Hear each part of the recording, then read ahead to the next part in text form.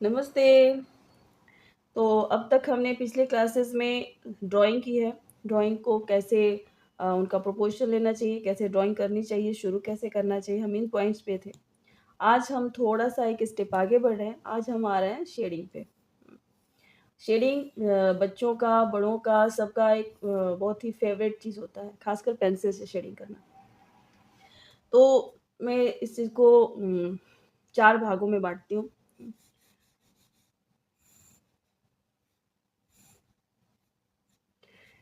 हम 4 टोन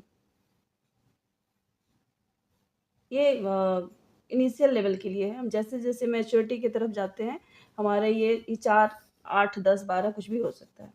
तो शेडिंग का मतलब है कि जो भी फिगर है, जो भी चीज़ है जिसको हमें हमने ड्रॉ किया है और उसमें हम शेडिंग डालना चाहते हैं, उसमें लाइट कहाँ आ रही है। ऑब्वियस है जहाँ पे लाइट आएगी वो वाला पार्ट लाइट होगा। बैक पार्ट जहाँ पे सनलाइट या जो भी रोशनी है नहीं पड़ेगी वो पार्ट डार्क होगा। तो इसी चीज़ को हमें कैसे इस पे इस पिक जो भी ये पिक्चर है इस पर इसको हम शेडिंग में कैसे डालेंगे। सबसे पहला कि अगर हम इस पिक्चर को देखें तो मेबी मुझे तो ऐसा कहीं नहीं दिख रहा है। कुछ हिस्से ना व्हाइट होंगे, ज़्यादा चमकीले से होंगे। सपोज़ ये है, यहाँ पर कुछ हिस्सा ना बिल्कुल पतला-सा ये व्हाइट है। यानी कि एक एक पार्ट होता है ना व्हाइट जहाँ लाइट ज़्यादा पड़ती है और रिफ्लेक्ट करती है, वहाँ पर एक हिस्सा लाइट पड़ता है। उसके पास बाद जो अगला जो टोन आता है हाँ, ये है ये पूरा व्हाइट नहीं है, व्हाइट के बाद वाली चीज़ है, यानी कि ये है लाइट। यानी कि हमारा जो हम दूसरा जो हम शेडिंग जो होगा हमारा बिल्कुल लाइट होगा। हुँ।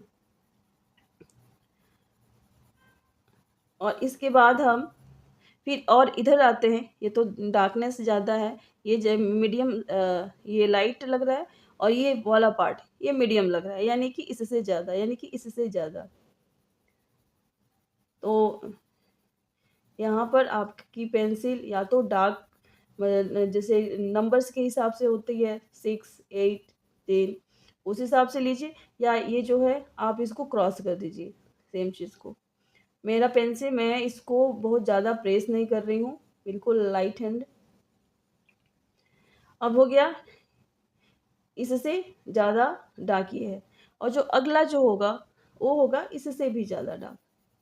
तो यहाँ पर ऑब्वियस है आपकी पेंसिल का जो प्रेशर होगा, ये ज़्यादा होगा।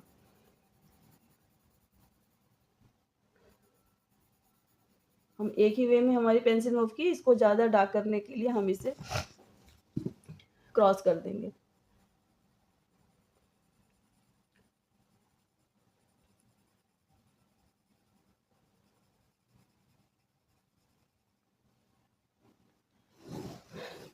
दूसरी बात, जब हम ड्राइंग कर रहे थे, मैंने कहा था हम पेंसिल ऊपर है, यहाँ ऐसे पकड़ेंगे।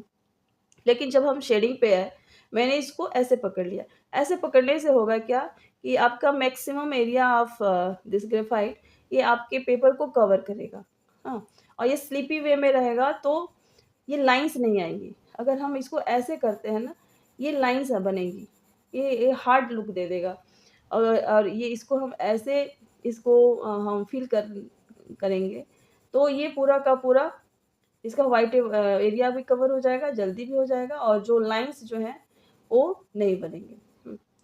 दूसरा स्टेप, ये तो हमारे टोन्स हैं, हम लाइट से डार्कनेस की तरफ जा रहे थे। दूसरा है ये बहुत इंटरेस्टिंग है, बच्चे को, बड़े को, किसी को भी बहुत मज़ा आता है इन सब चीज़ों में। हम ज़्यादातर मैं बच्चों को देखती हूँ फिंगर से ही स्टार्ट हो जाता है या बेस्ट है अगर आपके पास टिश्यू पेपर है या ईयरबड है, आप उसका हेल्प ले सकते हैं। वैसे मार्केट में ऐसी चीज़ें अवेलेबल हैं। हुँ, हाँ, आप इसको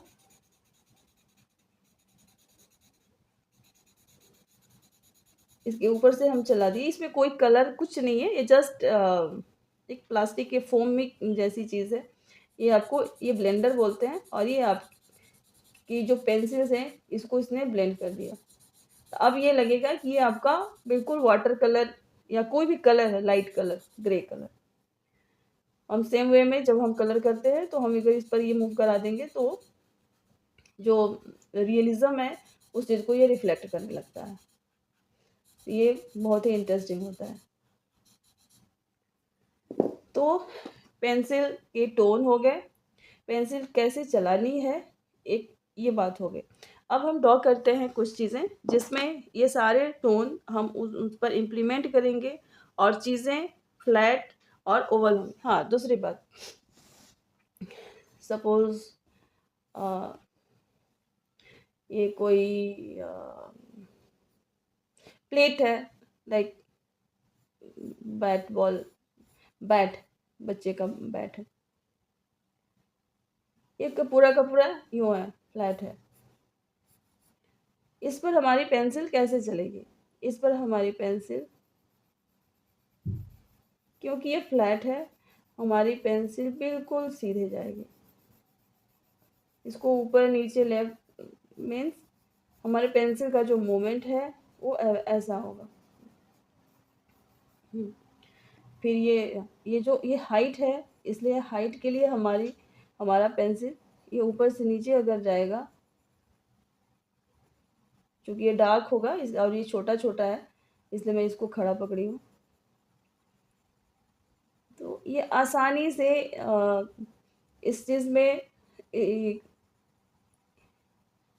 इस चीज़ को हम पहचान सकते हैं कि इसकी ये विड्थ है, ये लेंथ है, ये फ्लैट है, ये सारी चीज़ें हमारे पेंसिल जिस तरीके से मूव करती है उसका मूवमेंट ही बहुत सारी चीज़ों को बता देता है। सेकेंड चीज़,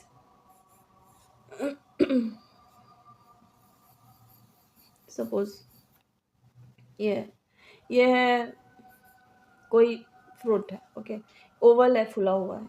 इसमें हम जस्ट फॉर एग्जांपल मैं ऐसे कट से बस बहुत केयरलेसली मैं ऐसे की हूँ।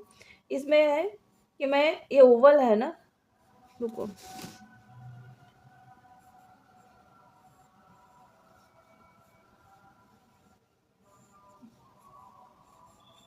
सपोज ये हमारा कोई फ्रूट है।